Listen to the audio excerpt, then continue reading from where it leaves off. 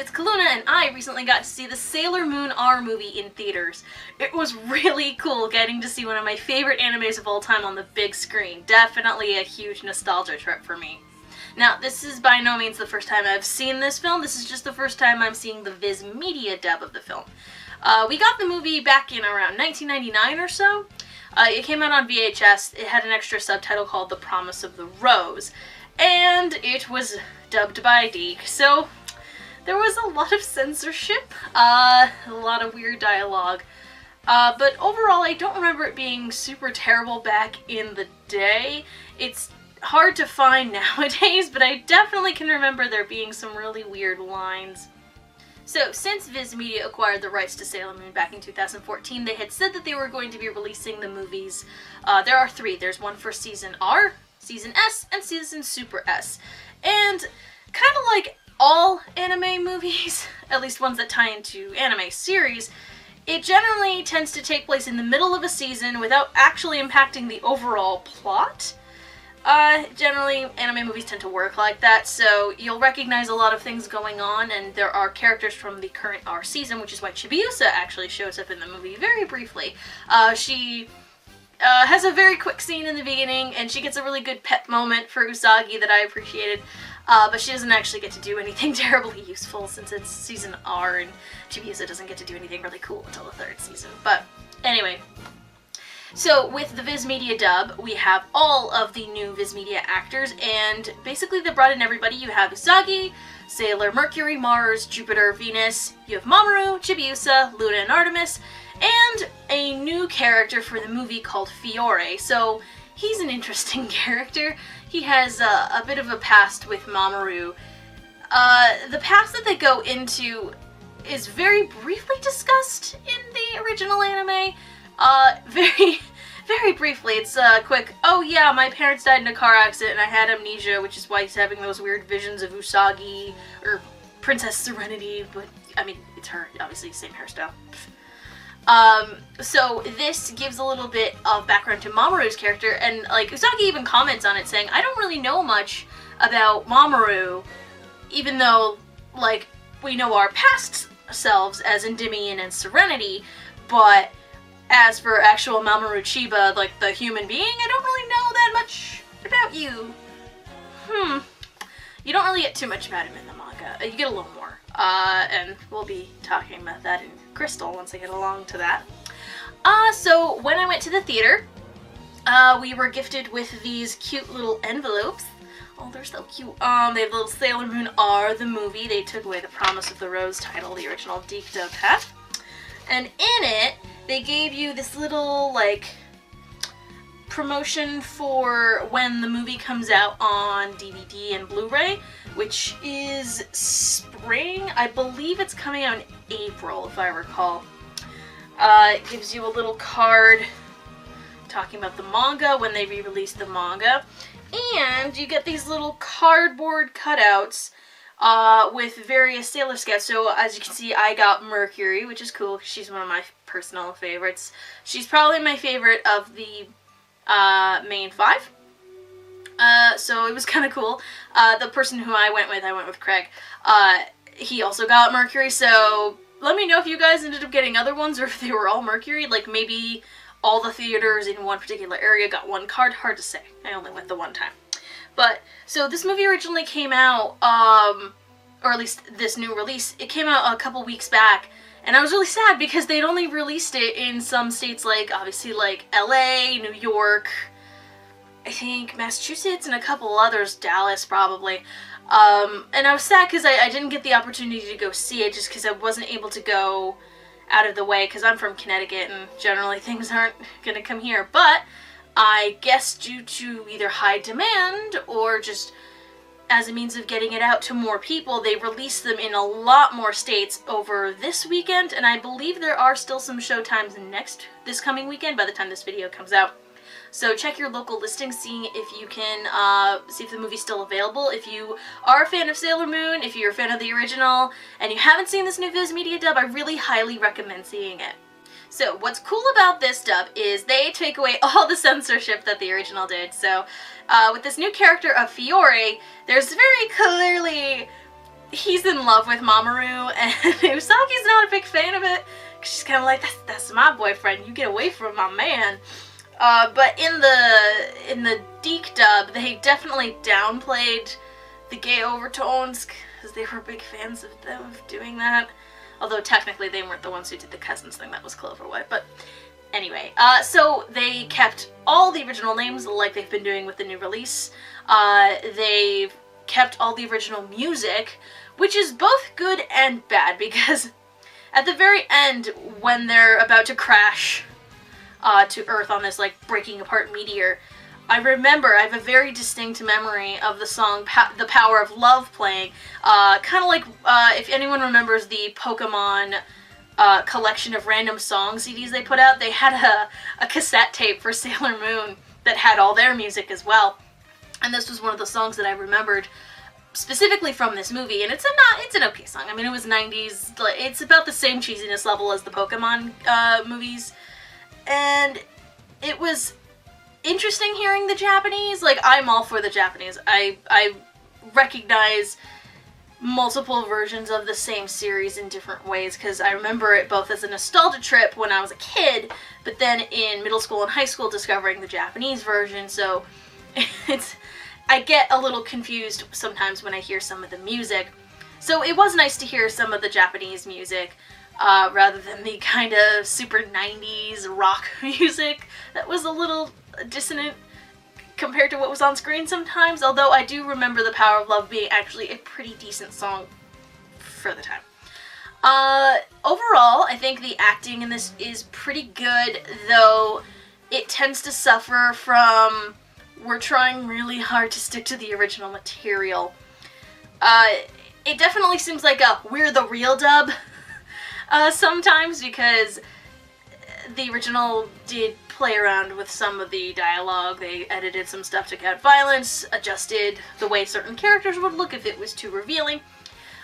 So sometimes, to the film's detriment, they do keep the original dialogue, but without localizing it in a way that makes it sound appropriate. Although, to be fair, like poor Ben Diskin, he's the one doing the voice for Fiore, and there's this one line that I really don't know how you're going to be able to read it and not have somebody laugh, because the way he's defeated, Mamoru throws a rose at him, because he's Tuxedo Mask, and it actually does something fucking useful. And so he has this dramatic moment where he's like laying on the ground going, Mamoru threw a flower at me! And it's the whole audience, when I went to go see it, we all just started giggling, because we're just like, okay, alright, you tried, Viz Media. Oh, well, you tried. But, speaking of Ben Diskin, actually at the beginning of the movie, it starts with a quick little interview with the three main actors for the film, which is Stephanie Sheh for Sailor Moon.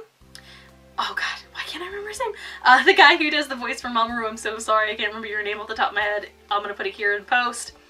And Ben Diskin, who does the voice for Fiore, and so they did a little, like, questionnaire, because the movie's only, like, 70 minutes long, so they kind of needed to pad it out a little.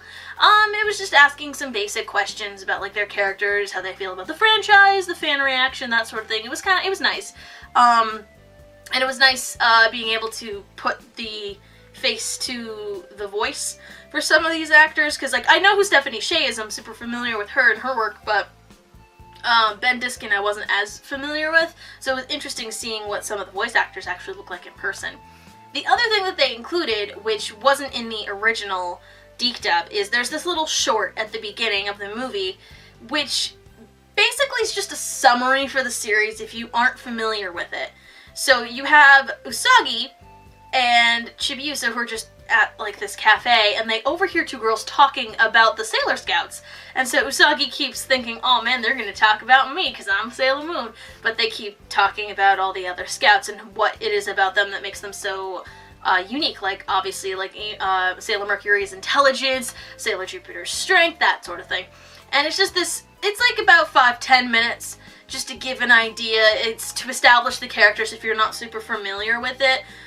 For anyone who's super familiar with this series, it's going to be a little silly, kind of unnecessary, but I guess for the people who got dragged to this movie, who don't know the Sailor Moon franchise, I guess it's a good refresher. I can see why the original didn't include it, because the people who were going to get it probably weren't going to need that actual short, but it was nice that they included it. It was cute. It had a lot of good slapstick moments, which Usagi's pretty good for in this series. So yeah, it was just a lot of fun. A lot of the people I went to go see this movie with, they were all getting really into it. I could see some people mouthing along to the Japanese theme music as it was playing during the credits, so that was kind of cute. Overall, there were some very cheesy one-liners. There's just these really great moments. It was fun going with someone who has a vague recollection of Sailor Moon but didn't grow up with it, because he would watch this ridiculous nonsense happening on the screen and just look at me like, what? And it was fun, but he enjoyed it. So for someone who may not be familiar with the Sailor Moon series, it's actually probably a good introduction to it, because it basically goes in the same order as like a normal Sailor Moon episode, where we have the girls, they're talking about something random about their day-to-day life, and then a monster attacks people and starts taking their energy, they gotta fight it, and then there's a big bad and they gotta stop him, and yay, they save the world. Like you do. And it basically follows the exact formula. It's basically just 2 Sailor Moon episodes kind of crammed together. And yeah, so I think it's pretty solid. It's not my favorite of the 3 movies. My favorite's actually the middle movie, the S movie. Probably because that's the one that actually had a chapter in the manga. The other 2 movies were anime only, whereas the second one actually was a couple chapters in the original manga, so that might be why it has a slightly stronger story overall. The one thing that I never understood, and this is not for the dub, but this is just for the movie in general, is Fiore is very clearly the same kind of alien species that Ale and An are at the beginning of R. And I never understood, and everyone who's seen this movie agrees with me, why they never address the fact that he has other people who he could go with, because he's like, I'm all alone, like I was floating through space, and if we remember in the second season, we find out that Ale and An's planet had been destroyed, and they had escaped with a group of their people, and only the 2 of them survived with the Makai tree. Somehow Fiore must have gotten into space on his own, I don't know, or maybe he got separated from the tree, who knows. But I just find it really interesting that they take the time to establish this, and he even has, like, his human form looks almost exactly like Seijiro's human form. So they're not, like, being coy about it. It's very clear that he's got to be of the same race as Ale and An, and yet they never address it. I always thought it was weird. And it's one thing if it had taken place, you know, before those characters had been established, but this is very clearly after then. So they don't ever mention, like, hey, we just so happened to see 2 people of your race. They went away into space. You should go find them. Instead of trying to destroy the world with a giant comet of demon flowers. Anime. So yeah, it was always something that people wondered about that just never got addressed. And I feel like if you're going to go out of your way to have that connection, establish something? I don't know. That might just be me being really nitpicky, but it was always something that I never even understood why they didn't include it in the Japanese. So not that I expected the Viz Media dub to do anything about it, but generally I'm used to them, like, adding flair here and there to some of their, like, incidental one-liners, a little bit of localization, if you remember the purple pleated pants joke that they kind of do over and over again. But probably because the dialogue in this movie is so strict to, like, what is going on with this situation, there aren't a lot of comedic moments that would allow for them to sort of change the lines here and there. I can see why they didn't include anything about it. But it would have been nice if that had been included. So overall, the acting itself is good. It can be a little cheesy at times, but I mean, that's just kind of what comes with Sailor Moon. That's not necessarily a fault of the actors. They do try to stick to the script really, really well. The problem is the script was written in the 90s, and it's a Sailor Moon movie, so it's not going to be like the greatest writing in the world. So just take that with a grain of salt. Recognize that this is an older movie, and even a new dub is not going to make it suddenly be a fresh, brand new take on the Sailor Moon franchise. I mean, it's a redub, it's a redistribution, now making it easier for people to see this again, because they're trying to promote the new Viz Media dub and just get it out there, because the Sailor Moon R movie in particular is a really good introduction to the characters and doesn't spoil anything, I would say, from the second season. Like, it definitely spoils a bit from season 1, because they talk about, at least if you see that little intro short with her and Chibiusa, because they do mention Queen Beryl and Metalia and their past lives as Endymion and Serenity, so it definitely spoils a little bit for the first season, but not enough where you're going to be completely thrown off, because, I mean, it's incredibly obvious who their past selves were, so you're really not losing any mystery there. So yeah, I would definitely recommend it if you want to, like, introduce somebody to the Sailor Moon franchise and see if this is something that they might be interested in. Otherwise, if you already are a fan, you're probably either going to have already seen it, already own it in Japanese, or will be purchasing it later on this spring. You know, I definitely am going to be. I'm going to do a more proper review and comparison later. I just wanted to do a quick vlog, just get my thoughts out there, because I know you guys are always really interested in hearing what I have to say about the Sailor Moon franchise for some reason. So yeah, if you guys want me to do more vlogs about anime movies that come out, please let me know. I am sort of limited right now for just specific releases where they come out. I can get to some a little easier just because I'm not that far from New York, but it does take a little bit of time. So if you guys are interested in seeing more of these vlogs, just feel free to comment below and let me know, and maybe I'll try and schedule a couple more of these as they come throughout the season. They're very sporadic, and it's kind of hard to plan these because a lot of these come super last minute. Like, I didn't even know that the movie was going to be out until like a couple days beforehand, so I only had a little bit of time to get together and try and make sure that I got tickets. So yeah, so follow me on Twitter, or you can check me out on Channel Awesome, Geek Vision, or Circle Plus. And don't forget to like and subscribe, of course. Plug. Alright guys, I'll see you guys in the next one. Bye! Geek Vision.